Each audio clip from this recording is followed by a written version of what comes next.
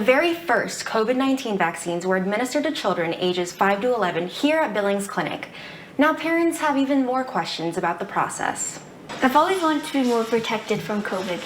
Evelyn Allen was one of the first 10-year-olds in the state of Montana to receive her initial dose of the COVID-19 vaccine. The CDC approved use of Pfizer-BioNTech vaccines for children ages 5 to 11 on October 29th. The rollout of COVID-19 vaccines for children will be similar to how adults receive their shots. A first dose, followed by a second dose 3 weeks later. The dosage of the vaccine for children ages 5 to 11 is about a third of the dosage for teenagers and adults. Vaccine dosing is based on the expected response from the immune system. So most of the time we dose medications in kids based on how big they are, based on their weight, but this is a little different.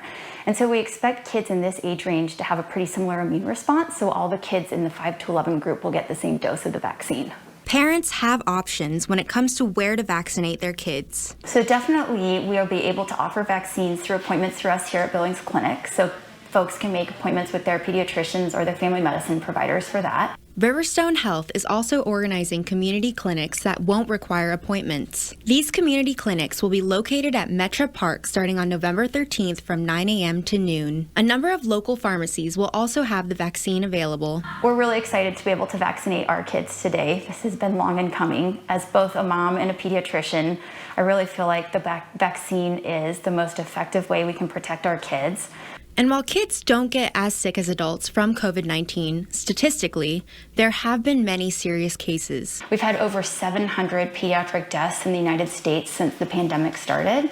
Every pediatric death is obviously a tragedy and one we want to avoid. If you're concerned about a shortage in supply, Billings Clinic says there should be more than enough doses. As for Evelyn Allen, now that she's had her vaccine, the world is her oyster. What are you going to do once you get your shot?